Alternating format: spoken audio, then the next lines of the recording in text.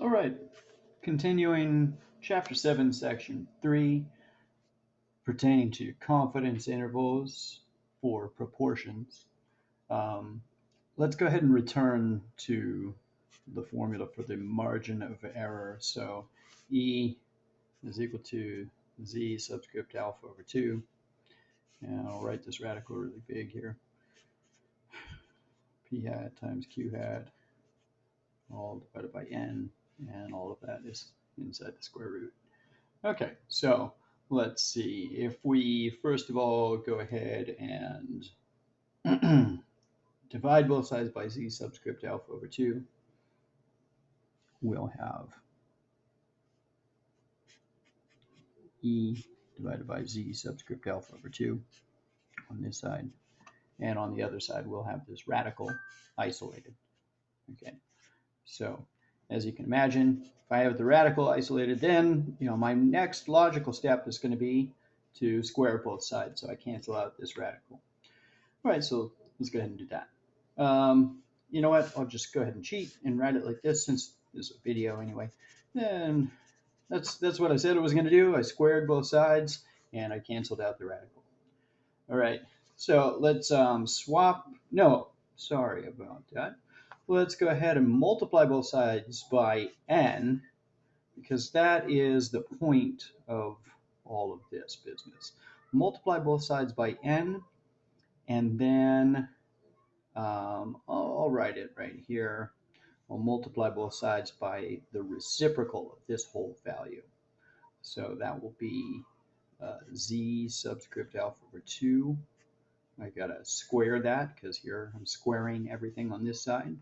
And then in the top I have an E squared. So in the bottom here I have to cancel it out with E squared.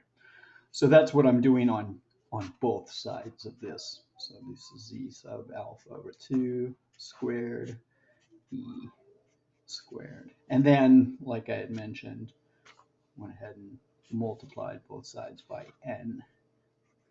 That's the last thing I did. So here, n, because all of this business gets washed out. This n cancels. Is going to be equal to p hat times q hat, and then times z subscript alpha over 2 squared divided by e squared. Or notice here you could do the division first, z subscript alpha over 2 divided by e, and then since all of that is being squared, since they're both being squared, then you could square that whole thing. So as I'm saying, you could do like this, kind of similar to how we did up here, right? So there. And regardless, we're still going to be multiplying that times p hat times q hat. So this is going to give us a formula that relates our sample size to the margin of error instead of the other way around, where we had the margin of error solved for in terms of the sample size. Okay, so one thing to think about here is p hat and q hat. These are both decimal values in between 1 and 0. So just hypothetically, for instance, let's do something where p hat is very large, it's 0.99. Then q hat would be what? If p is 99%, then q is going to be the complement. That's 1%. Okay, so if I do 99 times 0.1, that would give us, well, let's see, 0.0099. Okay, notice that's less than 1%. That's a very small value. If we have p, on the other hand, be very tiny, well, notice that is going to be the same value basically. If we say that, make that 1%, well, that just switches them around. Here, the maximum that p hat times q hat could be, maximum value for p hat times q hat. It occurs when p hat is exactly equal to 0.5. And so you have 1/2 times another 1/2, that gives us 0.25.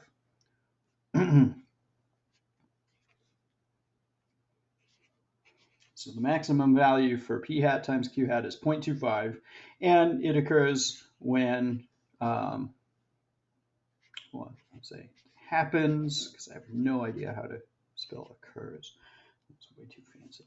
It happens when, what did I say? P hat, so that would be equal to q hat, they would be the same, is equal to 0.5. Okay. All right, so the reason that I'm talking about this, all right, so this I mean, you can go ahead and take my word for it. I won't go ahead and explain that one algebraically, but that is a fact. What this allows us to do is, if we want to get an estimate for our minimum sample size so that we have a certain desired margin of error, and we don't know anything about the proportion for our sample, we can still get an estimate for our sample size by just using 0.25 for p hat times q hat. So if we don't know what to put in for these, we'll just replace that with 0.25, replace that whole product with 0.25. Okay, so let's pause and flip to the first example, get that set up for you. All right, so I'll just hold that still. It says a researcher wishes to estimate with 95% confidence the proportion of people who did not have a landline phone. Previous study shows that 40% of those interviewed did not have a landline phone. The researcher wishes to be accurate within 2% of the true proportion. Find the minimum sample size necessary. Okay. All right, so let's get our problem set up here. So we need to know what? We need to know the margin of error. We need to know, let's see, well, we need to know n, and that is our primary question, so it's good to get out in front and identify that.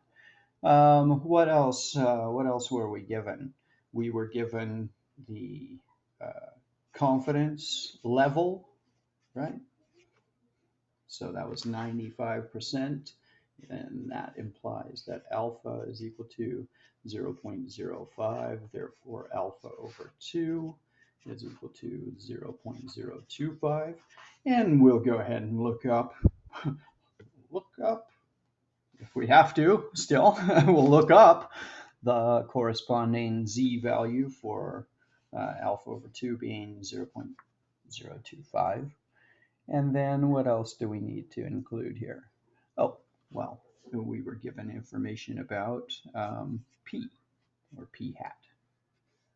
All right, so let's go back through and reread this. They wish to estimate with 95% confidence, so I picked up on that, the proportion of people who did not have a land phone line. A previous study shows that 40%, okay, so that's what we're going to use for p hat. It's 0.4 from the previous study. Therefore, q hat is going to be 0.6. All right, then. What else do we need to know? The researcher wishes to be accurate within 2% of the true proportion. So that, my friends, is our margin of error. Okay, let me pause for a moment. I'm needed in the kitchen. Okay, so just a quick recap. So we had the margin of error that we desired. We wanted to be accurate within 2%. The previous study, the prior year, yielded a proportion of 40% for that sample. So we'll just use that as our estimate for this sample. Okay, and then here, just the last thing is z subscript alpha over 2 for alpha over 2 being 0.025. So for a 95% confidence interval, that's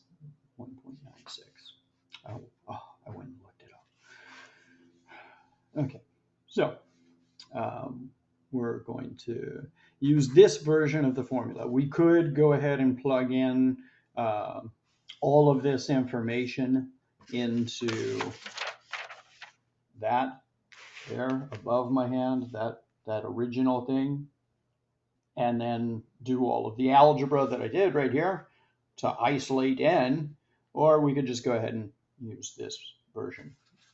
All right, so that's what I'm going to do. Oh, sorry, I should have let you look it up. So p hat times q hat times here, we're going to be squaring, let's see, we have z subscript alpha over 2, and we're squaring that, and then we're dividing by e, squaring that. Okay, so go ahead and plug everything that we know in. Right, for p hat we have 0.4, for q hat we have 0.6, our z subscript alpha over 2 is 1.96. Yeah, sorry, just try not to use dots. They get confusing, they look like decimals. So that value is going to be squared, right? Don't forget to square that z value. And then we're dividing by, what was our margin of error? 0.2, 0.02, I should say. And that whole thing is going to be squared. So we're multiplying this times this. Then here, it doesn't matter what order we do this in. In fact, it's basically all of the multiplication can be done first and then do the division, just like that. Okay, so I'll pause briefly to. Okay, so presto, there's some computer work, calculator work got done. Notice here, I just went ahead and changed this 0.4 times 0.6 into 0.24. So notice that p hat is close to 0.5, it's just a little under, and therefore q hat is also close to 0.5.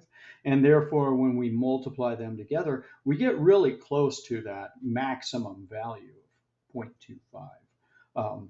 But in a pinch, if we don't have anything to go on, if we don't have the previous year's study to give us an idea of what p hat should be, then we got to just go ahead and substitute in 0.25.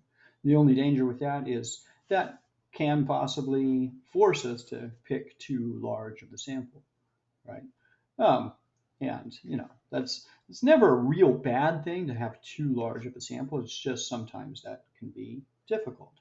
All right. Oh, and speaking of sample, this is not our final answer because we're looking for n, a sample size. We can't have a fractional number of items or subjects in our sample. So we have to bump this up, right? So even if that didn't round properly, we're going to just make it go up, round it up, right? Even if we're like, 2304.2, it would bump up to 2,305. So that's our minimum sample size there. All right, we'll do another example in just a minute.